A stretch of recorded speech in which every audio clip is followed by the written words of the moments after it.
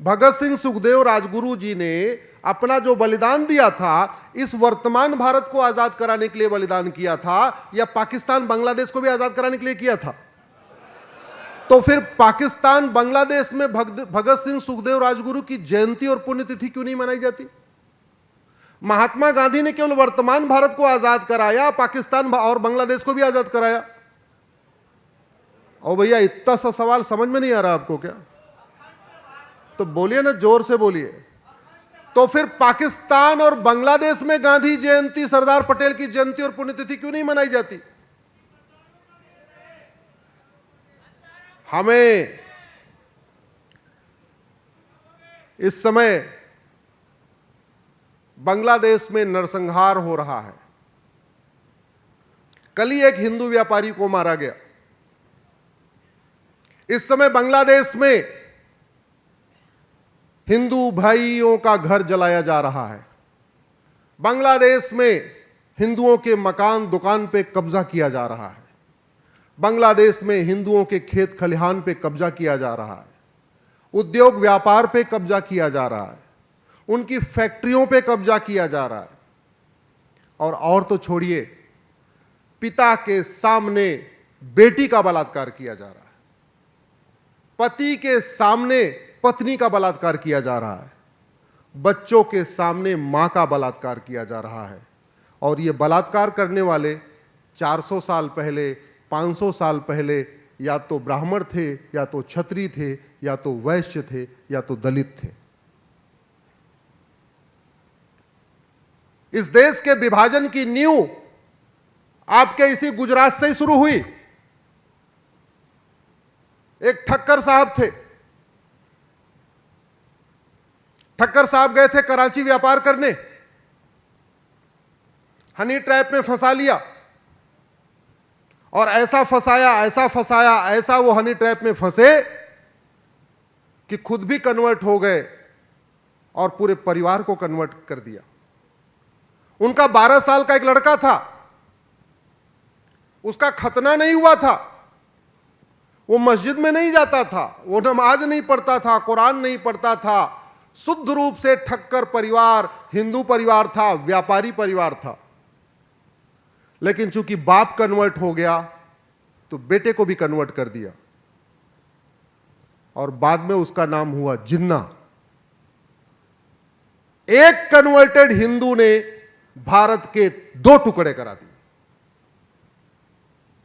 एक कन्वर्टेड हिंदू ने भारत का विभाजन करा दिया। एक कन्वर्टेड हिंदू के कारण लाखों परिवार बर्बाद हो गए। लाखों लोगों का नरसंहार हुआ। लाखों लोगों का मकान दुकान खेत खलिहान जलाया गया। एक गुजरात के कन्वर्टेड हिंदू के कारण आडवाणी जी, जेठमलानी जी, इंद्र कुमार गुजराल, मनमोहन सिंह जी को अपना मकान दुकान खेत खलिहान छोड़ के भागना पड़ा।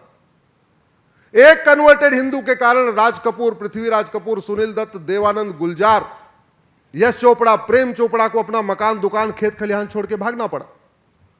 एक कन्वर्टेड हिंदू के कारण मुल्तान, जहां 80% व्यापार जैन किया करते थे, उस मुल्तान से सारे जैन खत्म हो गए। एक कन्वर्टेड हिंदू के कारण कराची, जहां 80% व्यापार अग्रवाल और माहेश्वरी किया करते थे, वहां के अग्रवाल माहेश्वरी खत्म हो गए।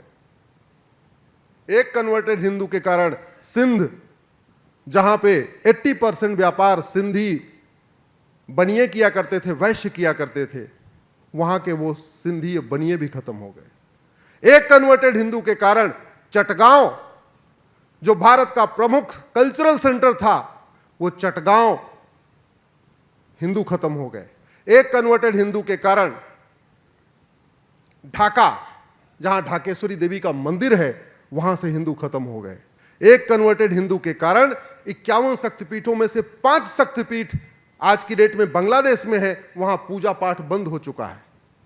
एक कन्वर्टेड हिंदू के कारण ननकाना साहब, जो हमारा प्रमुख गुरुद्वारा हुआ करता था, वहां शबद कीर्तन लगभग न के बराबर हो रहा है। एक कन्वर्टेड हिंदू के कारण भारत के पहले 2 टुकड़े हो गए, अब 3 टुकड़े हो गए। पहले पाकिस्तान बना, अब बाद में बांग्लादेश भी बन गया। इसलिए मैं कहता हूं, हमारे लिए जो सबसे बड़ा खतरा क्या है, जोर से बोलिए जरा, कन्वर्जन। भारत के लिए सबसे बड़ा खतरा क्या है? और कन्वर्जन खत्म हो गया क्या? जोर से बोलिए जरा। आपके गुजरात में खत्म हो गया कन्वर्जन, आपके सूरत में खत्म हो गया, आपके कर्णावती में खत्म हो गया, आपके वडोदरा में खत्म हो गया, आपके उत्तर प्रदेश देश के कौन से कोने में कन्वर्जन खत्म हो गया? हां, खत्म हुआ है। भारत के 9 राज्यों में कन्वर्जन नहीं हो रहा है क्योंकि 9 राज्यों में हिंदू खत्म हो चुके हैं। भारत के 800 जिलों में से 200 जिलों में धर्मांतरण बंद हो गया है क्योंकि 800 जिलों में से 200 जिलों में कन्वर्ट करने के लिए हिंदू बचा ही नहीं है। भारत के 6000 तहसीलों में से 1500 तहसीलों में अब कन्वर्जन बंद हो गया है क्योंकि 1500 तहसीलों में कन्वर्ट करने के लिए हिंदू बचा ही नहीं है। भारत के बॉर्डर की डेमोग्राफी बदल चुकी है। 300 तहसीलें हैं बॉर्डर पे और 300 की डेमोग्राफी बदल गई है। कन्वर्जन अगर नहीं रोका तो जो आपने सोचा नहीं है वो सब होगा। राजा रणजीत सिंह ने सोचा था क्या पंजाब के 2 टुकड़े होंगे? नहीं। पंजाब के 2 टुकड़े हुए कि नहीं हुए? राजा शशांक ने सोचा था क्या कि बंगाल का 2 टुकड़ा होगा, ईस्ट बंगाल वेस्ट बंगाल? नहीं हुआ। पंडित नंदराम टिक्कू जब 1805 में अफगानिस्तान के प्रधानमंत्री थे तो उन्होंने सोचा था क्या कि अफगानिस्तान एक दिन हिंदुओं से खत्म, हिंदू विहीन हो जाएगा? नहीं हुआ। राजा हरि सिंह ने सोचा था क्या एक दिन कश्मीर से हिंदू खत्म हो जाएंगे? लेकिन हुआ। देखते ही देखते दुर्योधन का ननिहाल गंधार, जहां से माता गांधारी आई थी, वो अफगानिस्तान बन गया। देखते देखते राजा भरत का ननिहाल, जहां से माता कैकेयी आई थी, वो पाकिस्तान बन गया। देखते देखते 5 शक्तिपीठों वाला एरिया बांग्लादेश बन गया। देखते देखते हम भारत के 9 राज्यों में खत्म हो गए, भारत के 200 जिलों में खत्म हो गए, भारत की 1500 तहसीलों में खत्म हो गए। इसके बावजूद हमें समझ में नहीं आ रहा है हम जा किधर रहे। बांग्लादेश के हिंदू एक हैं लेकिन सेफ नहीं है। बांग्लादेश के हिंदू इस समय बटे नहीं है, फिर भी कट रहे हैं। पाकिस्तान के हिंदू एक हैं इस समय, फिर भी सेफ नहीं है।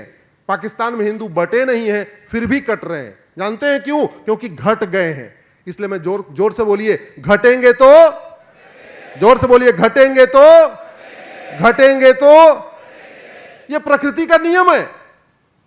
अगर 3 गाय है, 3 भेड़िए हैं, गाय तीनों एक रहे तो भी गाय भेड़िए को खाएगी या भेड़िया गाय को खाएगा? जोर से बोलिए जरा।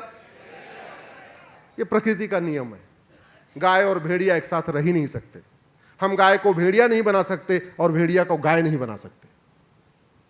इसलिए भेड़िए की भी गलती नहीं है, वो भेड़िया ही रहेगा, और इसमें गाय की भी गलती नहीं है, वो गाय रहेगा। इसलिए ड्यूटी बनती है गौशाला चलाने वाले की कि वो इस बात का ध्यान रखे कि गौशाला के आसपास भेड़िए पैदा ही ना हो, भेड़िए इकट्ठा ही ना हो।